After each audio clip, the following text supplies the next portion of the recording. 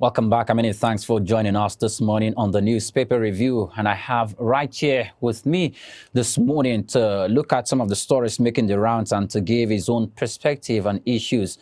Dakbo Adaramio as a public affairs analyst. Good morning and welcome to the newspaper review. It's good to have you. It's good to be here. Thank you. You're welcome. Yeah. Now, let's look at some of the stories making the rounds in front pages of newspaper. There are lots of it, actually. But first, let's go politics. Okay. And the central, in the pages of newspaper, most especially in the Punch newspaper, it says, Lai Mohammed, Aregbesola Yari, Kiamo loses out. APC inaugurates state chairman. While I will be mindful, or that we should be mindful when we discuss issues of politics, I want to just look at it with regards to zoning. With 2023, there's been this bickering since 2021, the presidency should be zoned to the south. The north said no. The southeast should come, and all of that. So, what's your take with regards to zoning 2023 at the corner? Well, you see, the issue with zoning that often confuses people is that a lot of people think it's a question of democracy. The presidency should be open to everybody, and everybody should have fair access. Now, while once upon a time I held that perspective, I don't anymore. And I'll tell you why. Okay, we have to recognize that as Nigerians, the primordial part of how we describe ourselves is still in the sense of being our ethnic background. You know, it's the first thing that we consider as Nigerians. You know. Okay. And so that's not going away anytime soon. You know. So we have to recognize that, and we have to adjust for that. Because when we look at democracy, everybody thinks democracy is a simple matter of one man, one vote. But in reality, what does that lead to? It is tyranny of the majority, right?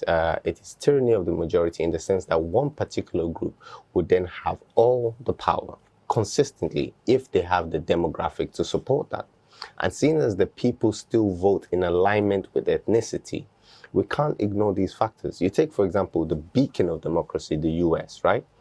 It's not a direct democracy in the sense that one man, one vote.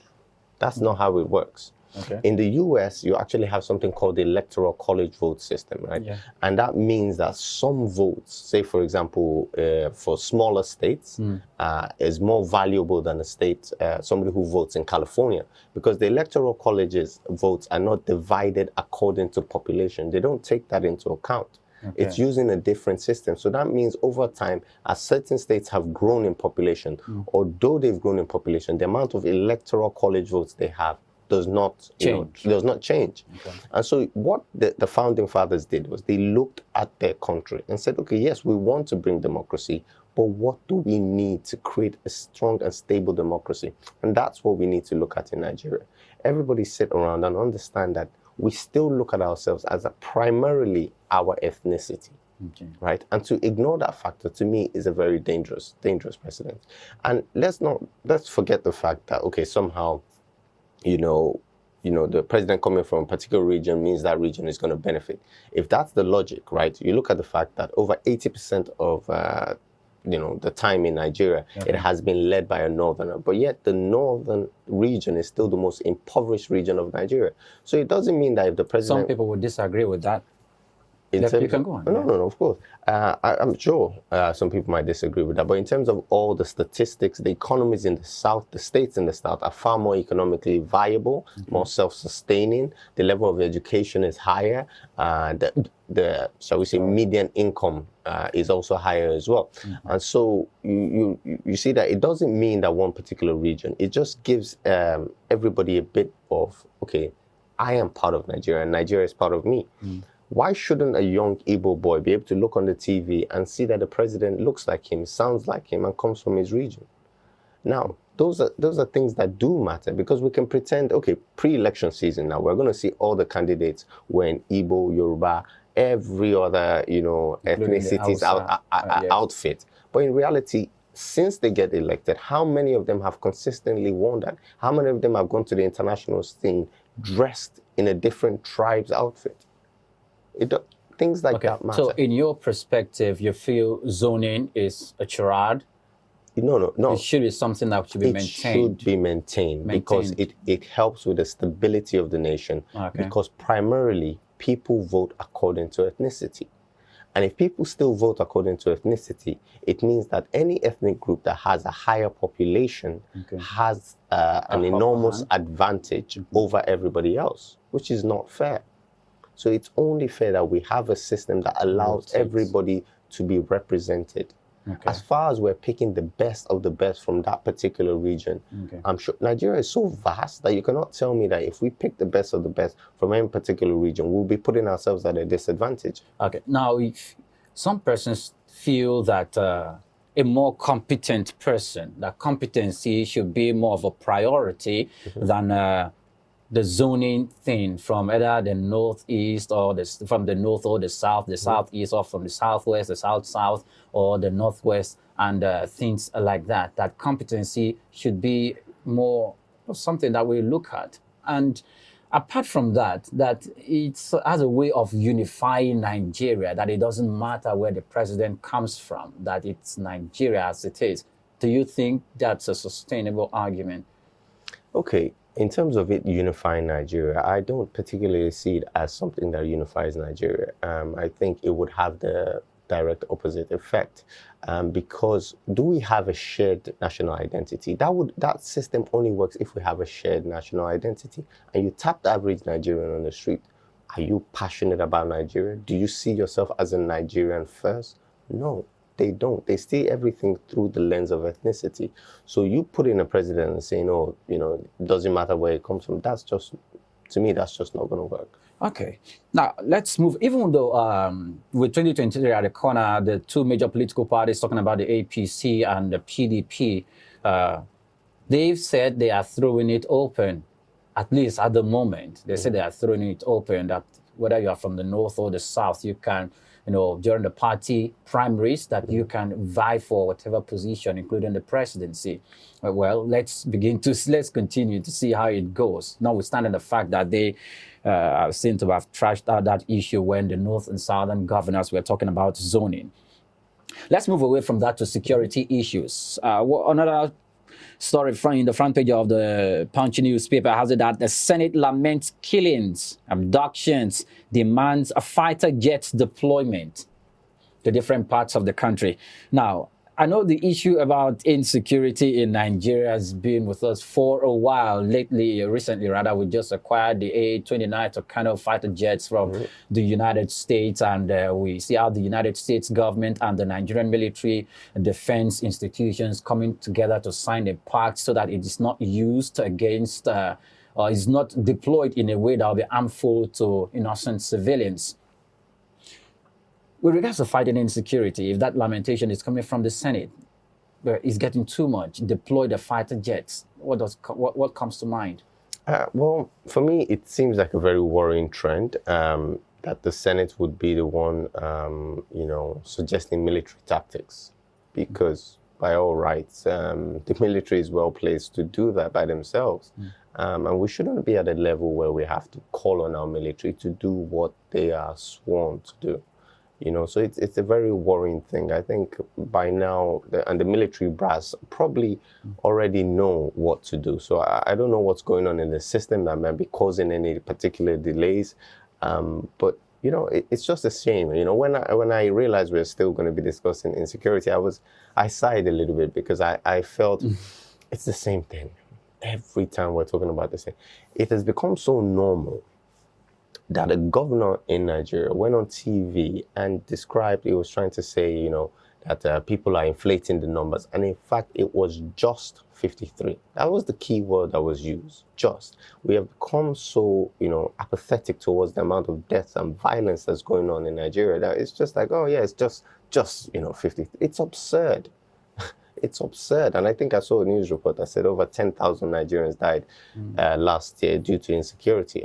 It's strange and it's worrying. Yeah, I know some other analysts will want to take a look at that figure and say, okay, it's a bit on the high side. I don't go with it. I need some form of more factual verification coming from that, because 10,000 in 2021. But let's look at that. The armed forces are under the control of the central government. the executive arm of government. The legislative arm of government, the lawmakers have the responsibility and constitutional oversight to always keep the executive arm on their toes in all aspects of definitely. governance. And it won't be out of place if they call the attention of the executive organ of government that the killings is too much. Do this and do that.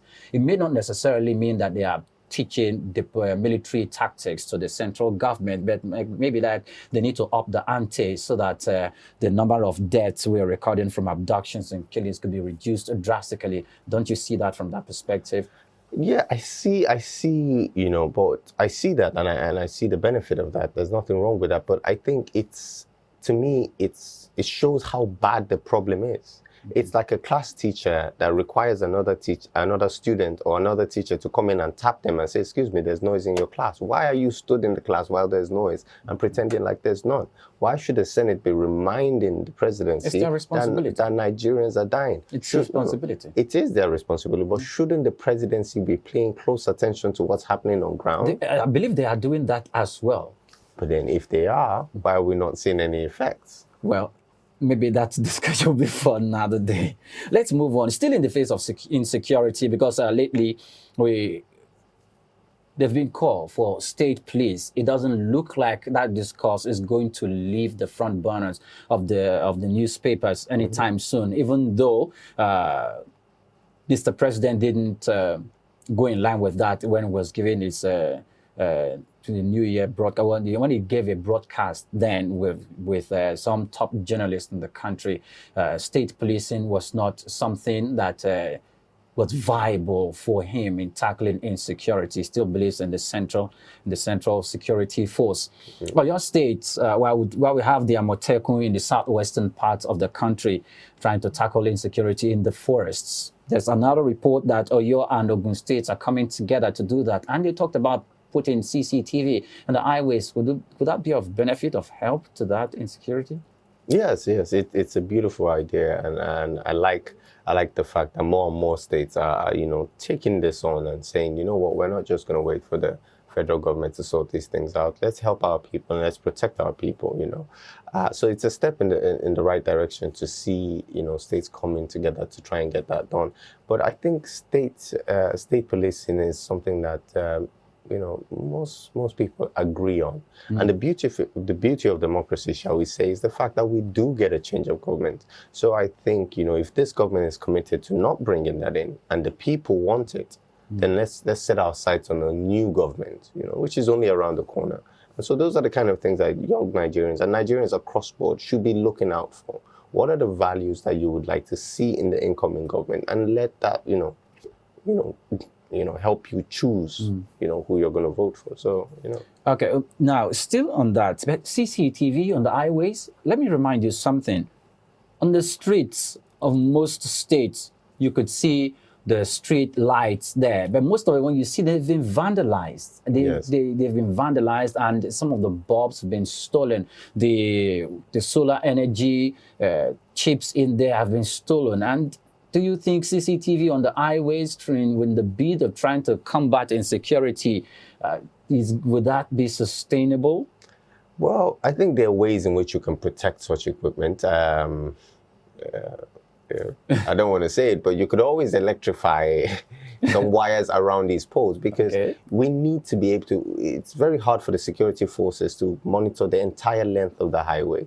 So if we have cameras at, say, every kilometer or every 2 kilometers, we can always notice, when a car stops, when there seems to be some issues, and we know, either deploy the security forces in front of them or behind them. And it makes it easier to even track when there's something that's happened. We can see on the cameras and say, okay, they're headed south, they're headed this particular direction, or they took a left, So these things are useful. And it's sad that the level of poverty is such that Nigerians are willing to vandalize things in order to, get scraps of metal, really. But I think there are ways in which, we can do these things and achieve those purposes, and secure those assets as well. Okay, what about the forest? Because there's one accusation being leveled against the government, irrespective of the level, whether the government at the central level, the state level, or the local level. And the accusation is that government has not been able to deploy technology or take advantage of technology completely in fighting insurgency in the country. What's your take on that?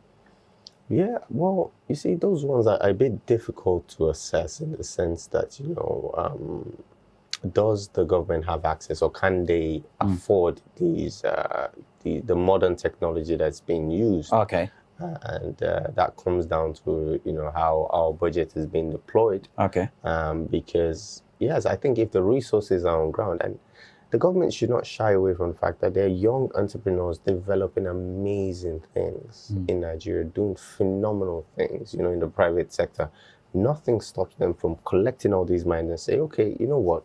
Let's come up with something, that enables us secure this nation. And I think if you take that kind of approach, you'd be surprised at the ingenious things that will come out, and that could be a cheaper alternative than simply, say, going to Israel and purchasing, really expensive spyware or something. All right. Lastly, before we go, there's this last top story in the front page of the Guardian newspaper. It says, Governor Babangana Zulum counters El Rufai, says 90% of Boko Haram members genuinely repented.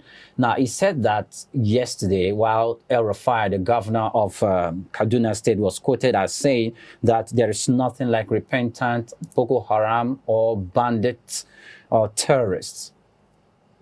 Now, both are governors from the northern part of the country, and we have a conflicting statements coming from both in regards to insecurity. How do you see this? Well, it's a very difficult one, and I can see truth in both their version of events. Now, the problem with saying that I think there should be room for justice in terms of, we can say that people should be punished for their crimes. You come and you say you're repentant, fantastic. We're happy that you are repentant. And there is a possibility that you have decided to change your life, but you must first pay for that which you have done to your fellow Nigerians. Pay either by jail time, and after your jail time, we can then help reform you and reintroduce you back to society. Because we have to leave leeway, but they have to pay for their crimes. We can't just take the approach that even if you come back and you give up and you say, okay, you're repentant, we must kill you. The justice system, shall we say, the prison reform system is there to change people, not just to punish. You must punish first, and then you must change. But there's no excuse for avoiding punishment. You shouldn't just, give people new attires and say, well done, thank you very much for giving up on killing your fellow Nigerians. Now go back into society. No, that's not how it's done. All right. Dakwa Adaramewa is a public affairs analyst and joins us this morning live. Thank you very much for your time. Thank you very much.